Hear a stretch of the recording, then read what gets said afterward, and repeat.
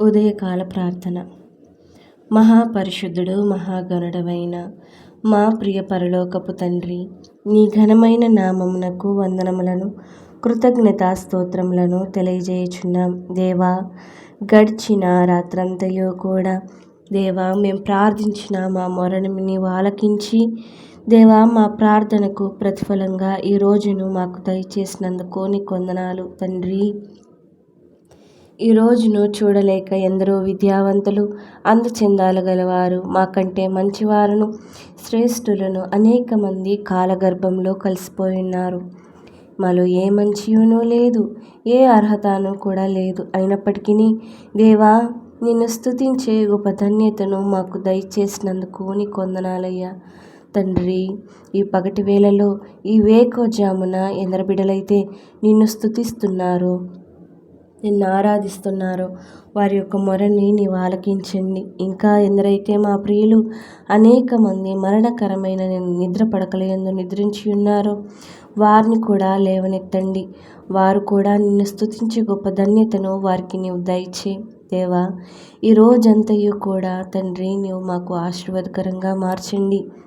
మేము చేసే ప్రతి పనిలోనూ నీవే తోడుగా ఉండండి, ముందుండి నీవే నడిపించండి.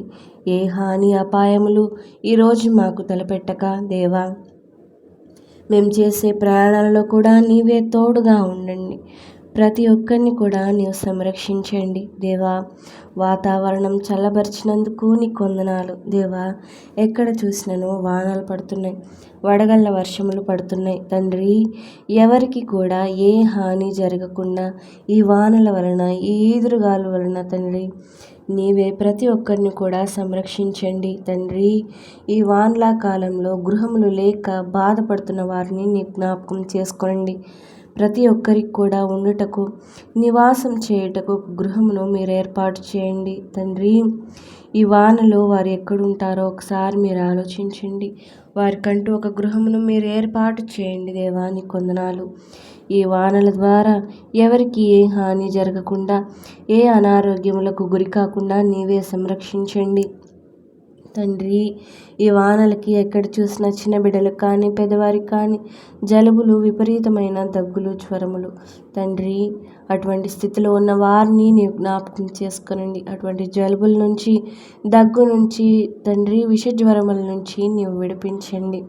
స్వస్థతను దయచేయి, ఆరోగ్యమును, ఆనందమును దయచేయి తండ్రి.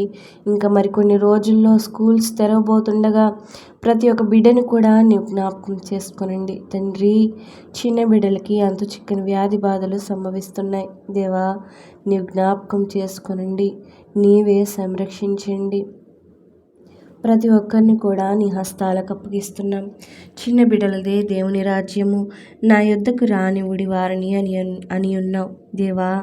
చిన్న బిడ్డల ద్వారా వారి తల్లిదండ్రులు కూడా మారు మనసు పొంది నిన్ను ఎరుగుటకు నీవు సహాయమును దయచే. ఆ రీతిగా వారిని కూడా మీరు మార్చుకొనమని, ఇంకను అడగక మర్చిన ప్రతి ఆశీర్వాదమును ప్రతి ఒక్కరికి నీవు దయచేయమని ఈ చిన్ని ప్రార్థన నీ పాదాల చెంత చేర్చుకోమని అడుగుచున్నాము తండ్రి. ఆమెన్.